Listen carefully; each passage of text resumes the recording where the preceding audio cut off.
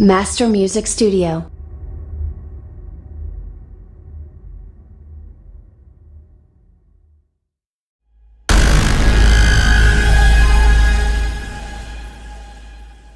पाँच गुणे पाँच प्लस 3 - 4।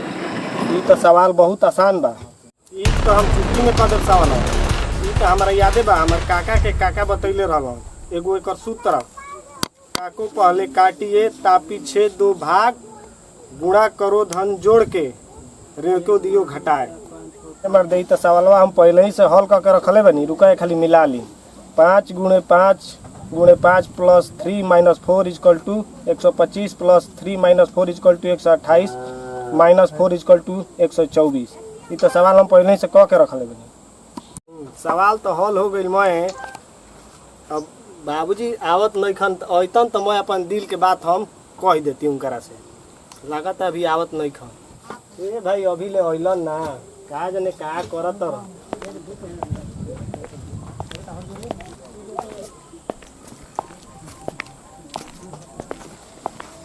बबुआ कहाँ बाड़े रे? लकेशवा कहाँ बाड़े रे?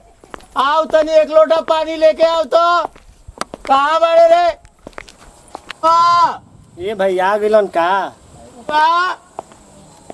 रे जो एक लोटा पानी लेके आओ। ई ना जाने का भर दिन पढ़ेला। फिर बैठा था रे, जाके पानी लेके आओ एक लोटा।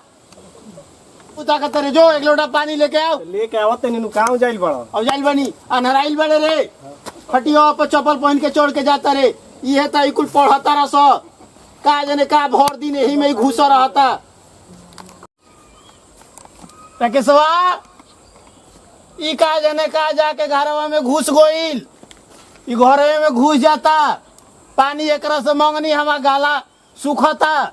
ना जाने ई का पढ़ता। रेल मंत्री बनी कि ठेल मंत्री बनी, ये कुछ बुझाते नहीं के।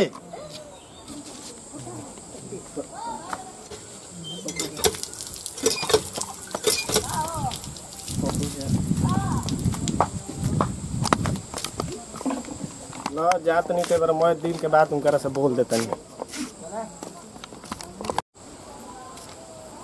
का करते ले घरवा में अभी रे? ला पानी पिया। चलते वही बार से हमारा गर्दन सुखता। मानो इतना गर्मी को देता रन का मुँह ताकता।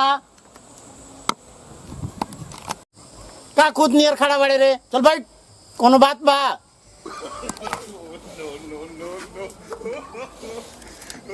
ये बाबूजी सुना, तार से हम दिल के बात कहल चाहते नहीं। बोला कह तो कह दी। क्या कहल चाहते रे? हम बहुत बड़ आदमी बनल चाहते नहीं, मोदियों से बड़ आदमी बनल चाहते। तो माथा खराब बा? मोदी बनबा? मोदी लेके बढ़वा का रे? तू जानत नहीं खा पीएम नु हवन उ। पीएम को फुल फॉर्म बताओ तो। Prime minister. तो तू का बनल चाहत रे? पीएनबी। पीएनबी का कहला रे? नहीं खा जानत का तू? का होला? पीएनबी प्राइम मिनिस्टर के बाबू। बाबू बनबे? हां मारब अभी एक प्रधानमंत्री के बाबू बनिया।